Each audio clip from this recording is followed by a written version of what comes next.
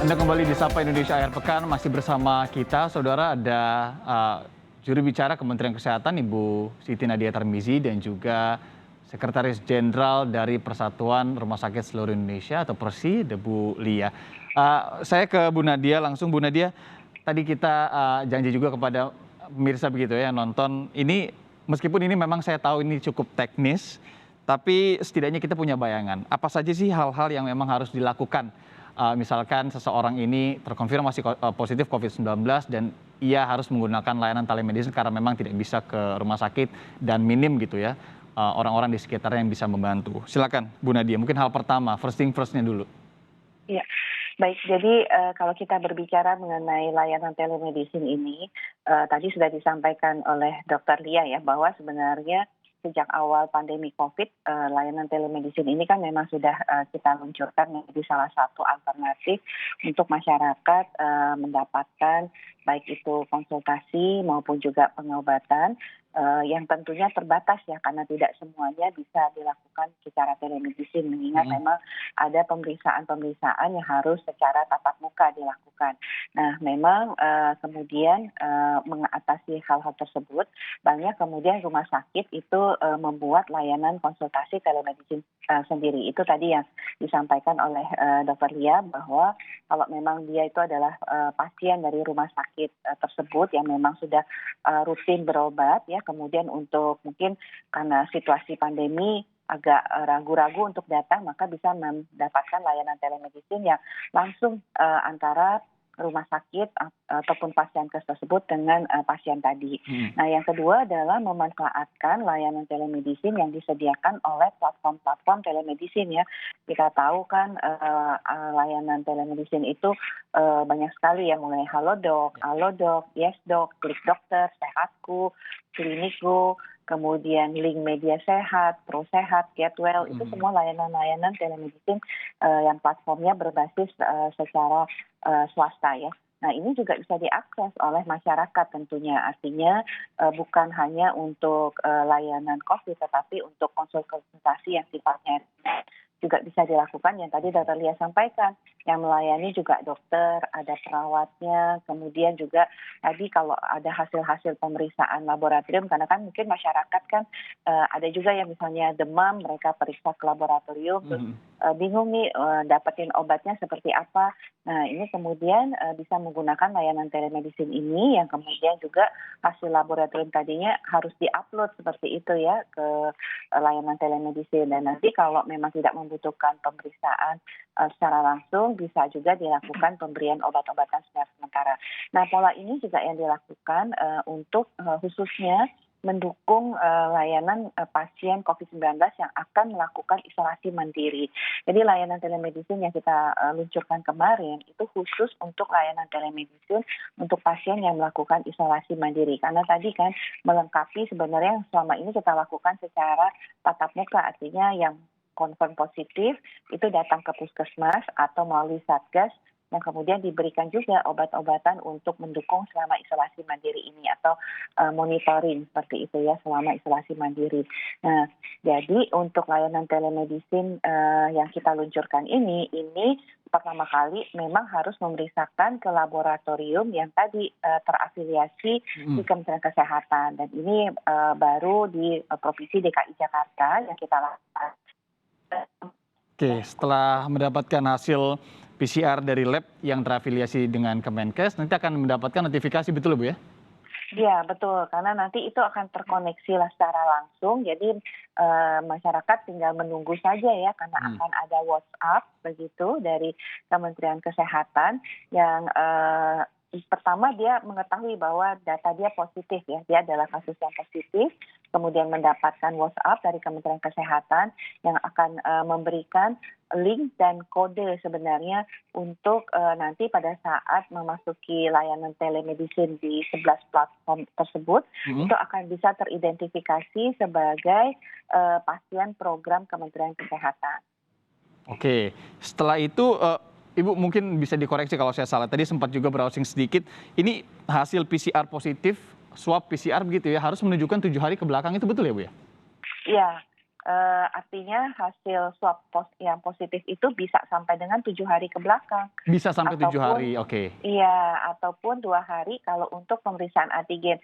Jadi Oke, artinya antigen 2 kalau hari. pasien-pasien yang kemarin 7 hari yang lalu sudah punya hasil pemeriksaan swab PCR juga akan mendapatkan notifikasi WhatsApp dari Kementerian Kesehatan ini. Oke, jadi kalau wah positifnya sudah 8 hari ke belakang itu udah nggak bisa ya? Iya, ini Oke. harus ke puskesmas secara langsung ya. Oke oke oke.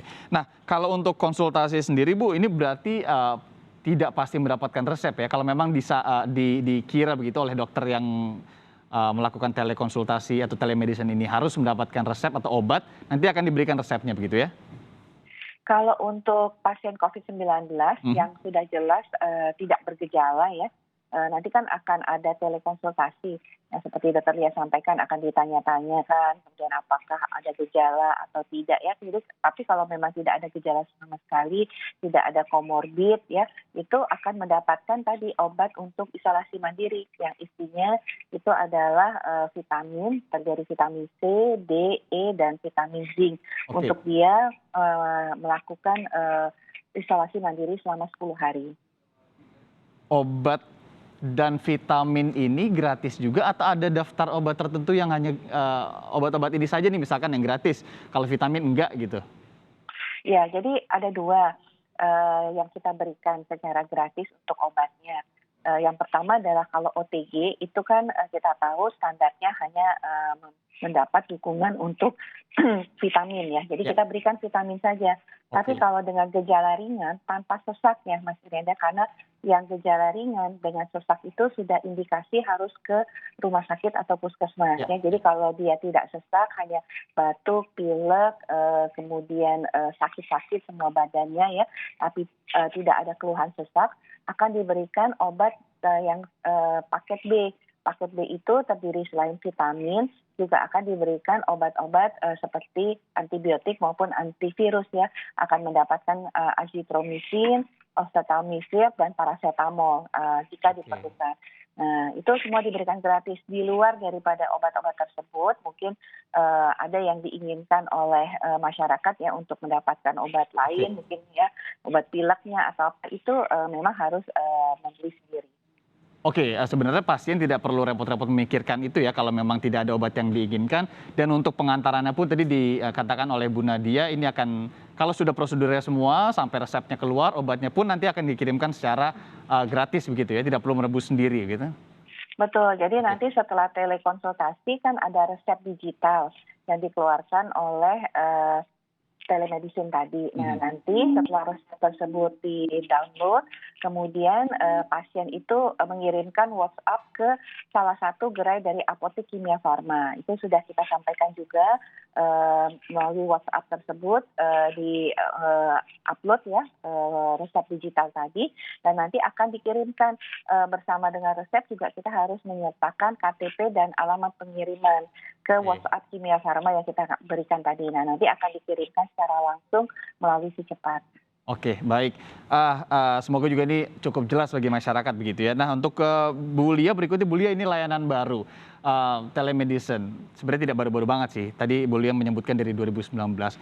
Apa Bu yang kemudian ini bisa diperbaiki lagi ke depannya dan sebenarnya harapan Anda ke depannya untuk telemedicine ini seperti apa sih agar bisa lebih efektif juga bagi masyarakat dan pasien?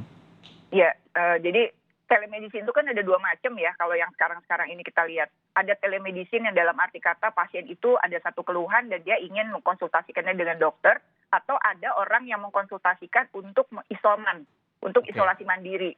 Jadi yang tadi kita bahas panjang lebar itu adalah bagaimana kalau seseorang dia ternyata terkonfirmasi positif di laboratorium yang tadi disebutkan, laboratorium pemerintah, dia dapat notifikasi, Mhm. kemudian dia memilih, dia harus milih juga platform kan.